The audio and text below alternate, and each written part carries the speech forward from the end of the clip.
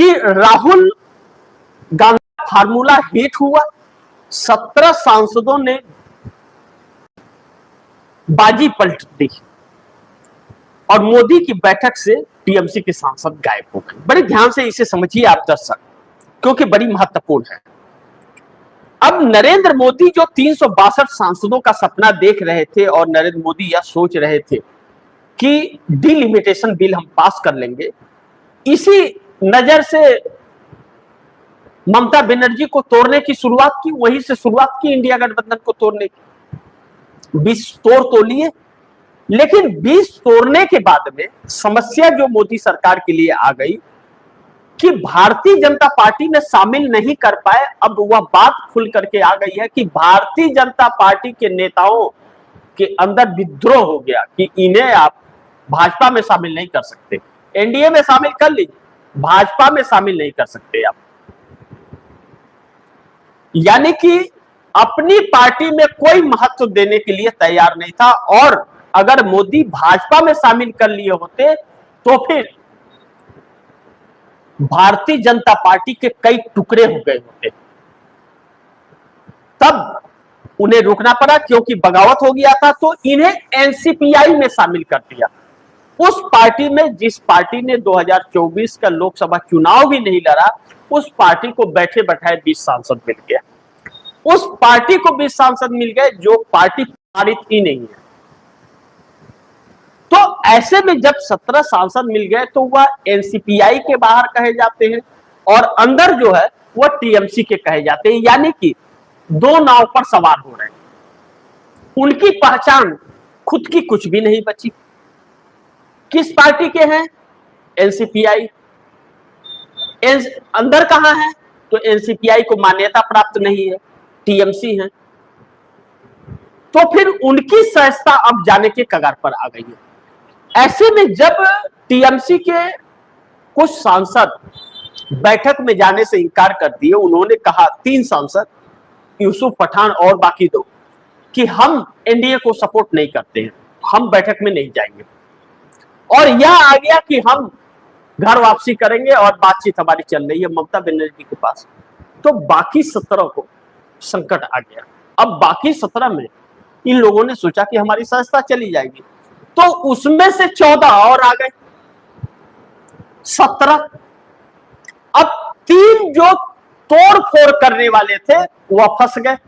अब 17 सांसद यह घर वापसी करने जा रहे हैं और पार्लियामेंट के अंदर इनको मान्यता दिला नहीं पा रहे हैं मोदी, क्योंकि हर तरफ से कुछ भी है ही नहीं इनके पास, और बागी गुट को स्पेस पार्लियामेंट में मिलता नहीं है। तो अब 17 सांसद टीएमसी में वापस जा रहे हैं। इस बात की चर्चा तेज हो गई है। 17 जा रहे हैं तो फिर नरेंद्र मोदी का सपना वहीं पर जहां से शुरू हुआ था वहीं पे आकर के खड़ा हो गया। तो या फिर 300 के पार नहीं कर पा रहे हैं और बाकी इसमें के 3 बचते हैं, उनकी सस्ता जानी 100% तय है, उनका सस्ता चली जाएगी दर बदल कानून के तहत। दोबारा चुनाव लड़के वह जीत के नहीं आ पाएंगे। छात्र आंदोलन और एनडीए के और भाजपा के अंदर भगदड़ एकदम चरम सीमा पर है।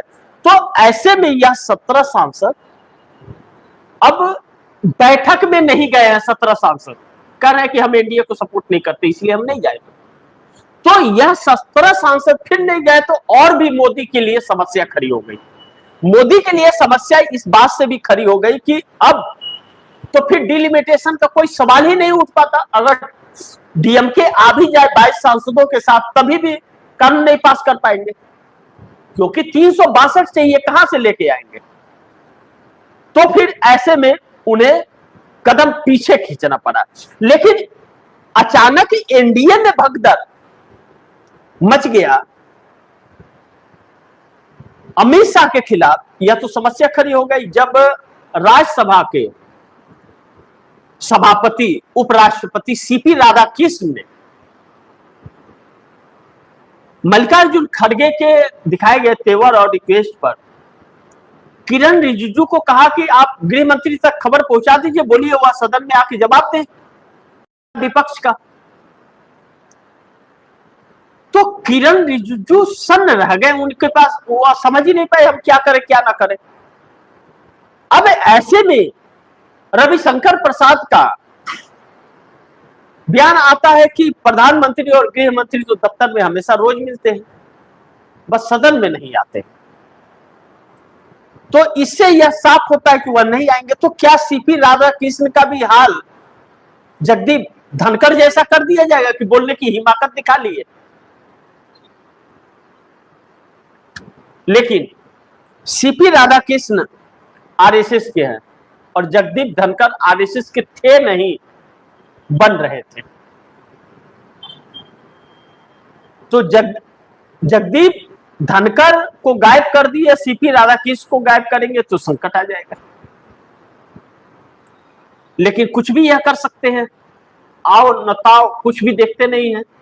तो इन परिस्थितियों में एनडीए गठबंधन के अंदर अब जब परिस्थितियां बिगड़ रही है, जयंत चौधरी, अनुप्रिया पटेल जैसे लोग अब अपने अपने रास्ते तलाश कर रहे हैं और कहा जा रहा है कि बातचीत शुरू हो चुकी है।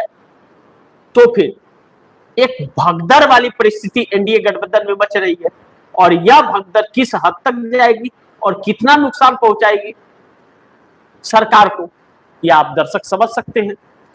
अब इन सबके बीच भारतीय जनता पार्टी के अंदर के भी सांसद मोदी के साथ खड़े नहीं हो रहे हैं, बल्कि मोदी और शाह को बोझ समझ रहे हैं। तो बोझ समझ रहे हैं तो छोटे छोटे जो नेता हैं जो उछल कूद कर रहे हैं, उनकी हालत पतली हो गई, क्योंकि खूब कमाया और खाया है। तो अब सत्ता जाने का डर बॉस को भी उनके और उन छुटलिए नेताओं को भी सताने लगा है।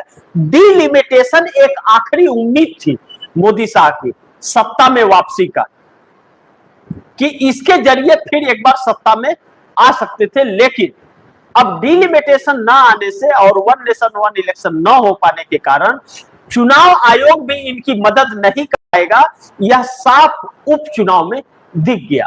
तो ऐसे में मोदी शाह अब भागते नजर आ रहे। अब आएंगे भी सदन में या नहीं आएंगे, या भागते ही रहेंगे, या शीतकालीन सत्र तक प्रधानमंत्री रहेंगे भी या नहीं रहेंगे, यह छात्र आंदोलन के नए प्रारूप पर तय होगा।